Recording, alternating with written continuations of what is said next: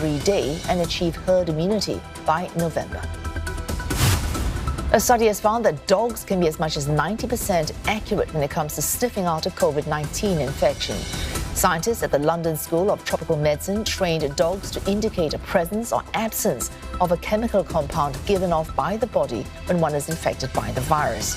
Researchers say their high detection rate combined with existing tests could better help detect mild or asymptomatic cases. The study also suggests the possibility that sniffer dogs could possibly replace the need for quarantine if tests were carried out in tandem. Exactly 510 days ago, China alerted the World Health Organization to a new cluster of mysterious pneumonia-like cases. The world has never been the same since. COVID-19 is testing humankind like never before. Economies and communities locked down, reopened, and locked down again. Pandemic fatigue is slowly but surely setting in. Earlier, one expert explained what pandemic fatigue entails and what the phenomenon actually stands for. I think pandemic fatigue is very, very real, and it occurs with, when we are in the situation where we are dealing with the pandemic, we have no other ways to go. There's so much restrictions, there's so much helplessness that each one is feeling, and we have no end in sight. And we're just told to just go on and on to deal with it, right? And uncertainty continues to build up. And just when we thought we could see a little bit of light, suddenly everything crashes all over again. And, sometimes, and this time rather, is even closer to home. So many of the parents start to feel the heat because their children are involved in the whole situation. So it's no longer being very far away. Something that you watch on the news is coming closer and closer to us. So we're so tired after 1 year trying to deal with it, and we can't break out of it.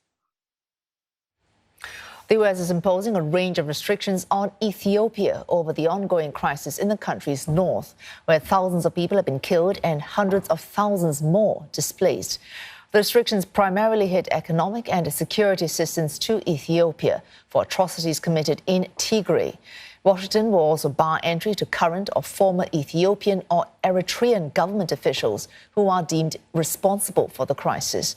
In a statement, U.S. Secretary of State Antony Blinken noted that diplomatic engagement has resulted in no meaningful steps to end hostilities or pursue a peaceful resolution to the political crisis, and adds that the people of Tigray continue to suffer from human rights violations, abuses and atrocities. Despite the curbs, Mr. Blinken says Washington will continue its humanitarian aid in areas such as health, food and education. The Tigray conflict was sparked in November last year when Ethiopian Prime Minister Abiy Ahmed sent troops to detain leaders of a regional ruling party. And Christine Chan is back in a moment with your Asia Business Update. Our businesses in Hong Kong hope the city's vaccination drive will provide them with a shot in the arm. And going online or performing amidst tight control, we check life for buskers amidst a global pandemic. With its circus tricks falling Should you use your CPF for property investment? Come to the Singapore Property Show 2021 to learn more from leading property market experts in 40 informative webinars. Our top flight speakers will be covering a wide range of topics to help you make a most informed decision. How do you make the most of your CPF for property investment? Are ECs still the golden goose? Is owning multiple properties only for the wealthy? What kind of property is in demand by district? Get these answers and more. Plus, stand to win $8,000 worth of cash prizes. Join us at our webinars this weekend on 29th and 30th May for essential property investment advice. What are you waiting for? Visit sps2021.99.co to register now. The Singapore Property Show 2021 is proudly organized by MediaCorp and our esteemed partners.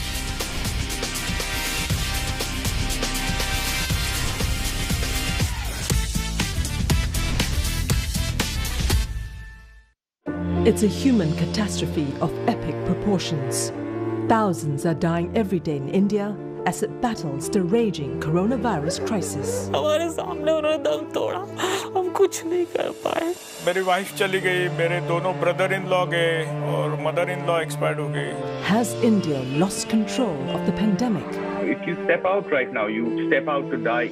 India's COVID catastrophe. Insight, Thursday on CNA. He's just looking at us with his eyes wide open. Oh, it's so cute.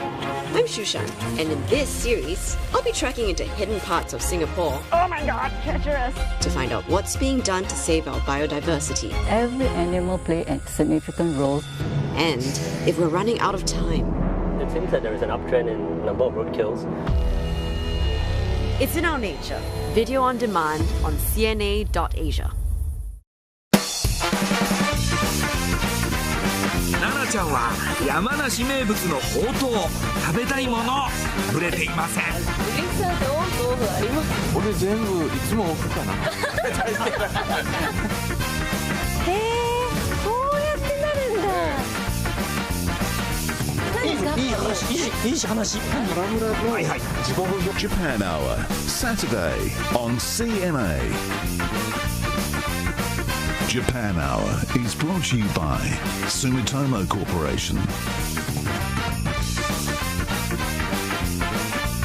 and SMBC. Its centuries-old history gives us an understanding of where China's future lies. I have a front row seat as China's new chapter unfolds, and I'm not about to miss this moment in history. Olivia Xiong, CNA, Beijing.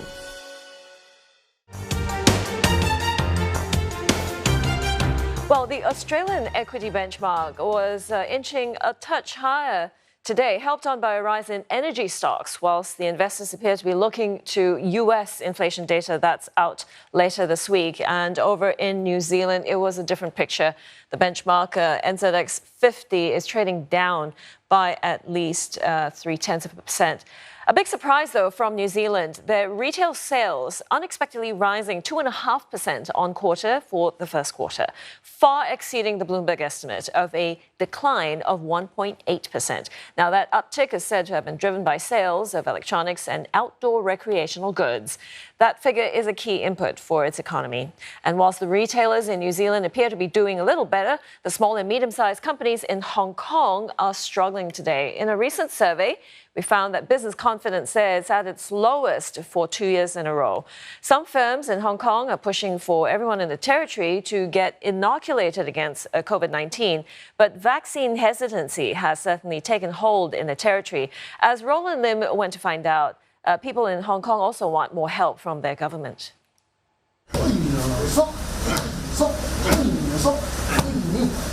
Ray Orr, who once led Hong Kong's Muay Thai team in international competition, is trained in the School of Hard Knocks. But not since running his own Muay Thai and fitness gym for the past 10 years has business been hit so hard. Fitness centres like Orr's were closed for nearly 7 out of the past 12 months in a bid to stop the spread of the coronavirus. 絕對係對我哋行業非常之唔公平。喺我哋呢個俾人停咗，俾政府強制停業咗幾次啦。咁其實咧係可以咁講，冇一次咧係關我哋事，疫情控制唔到啦。跟住就喺我哋呢個行業係基本上係冇乜感染嘅個案情況之下咧，就無端白事停咗我哋。Orr, who's also the convener of the Fitness and Combat Sports Alliance, representing more than 200 gym operators, estimates that more than a third of gyms in the territory are permanently down for the count, despite an earlier government subsidy to save jobs.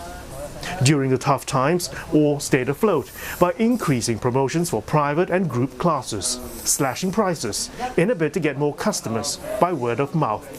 It has worked, and business has gradually improved these past 2 months since the government relaxed restrictions at gyms again. 一個我個人嘅諗法就係，其實香港政府要幫到我哋咧，令到我哋個業務即係我哋呢個行業可以做得好啲。最簡單一樣嘢就係唔好搞我哋，係真係嘅，因為其實我哋一路以嚟香港咧喺運動行業，我哋呢啲屬於健身啊，或者係一啲健身搏擊運動行業咧，都係越做越好。市民越嚟越接受我哋。